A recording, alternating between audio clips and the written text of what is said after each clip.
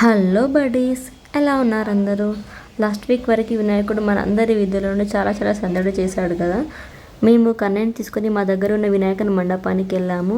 Starting అంత పెద్ద విగ్రహాన్ని చూసి పక్కన ఉన్న మైక్ సౌండ్స్ అండ్ పిల్లలు అలా ఆడుకోవడం అల్లరి చేస్తూ అది కొంచెం కొత్తగా అనిపించి భయపడ్డాడు. బట్ ఆ తర్వాత ఇంకా నార్మల్గా సెట్ అయిపోయాడు.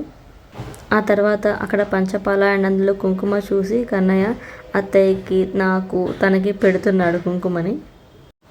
ఇలా కుంకుమ పెట్టాలి పెట్టుకోవాలి అనే విషయం ఎలా తెలిసింది అంటే, మేము ఎప్పుడు పూజ చేసినా కానీ మా ఇంట్లో కానీ అత్తయ్య వాళ్ళ ఇంట్లో కానీ అమ్మ వాళ్ళ ఇంట్లో కానీ కన్నయ్యని ఒళ్ళో కూర్చోబెట్టుకొని ఆ దేవుడికి పూజ చేస్తూ ఉంటాము. సో అలా తనకి అలవాటు అయిపోయింది. అది ఇంకా కన్నయ్యకి ఆటలా అయిపోయింది. ఒక 10-15 టైమ్స్ మాకు పెట్టి ఉంటాడు కుంకుమని. సో ఇంకా ఇలా ఆపట్లేదు అని చెప్పేసి పక్కనే ఆంజనేయ టెంపుల్లో పిల్లలందరూ ఆడుకుంటుంటే అక్కడ తీసుకెళ్ళాను కన్నయ్యని. పిల్లలు వాళ్ళ దగ్గర ఉన్న ఎక్స్ట్రా క్యారమ్ కాయిన్స్ ఇస్తే ఇంకా వాటితో కన్నయ్య ఆడుకుంటున్నాడు.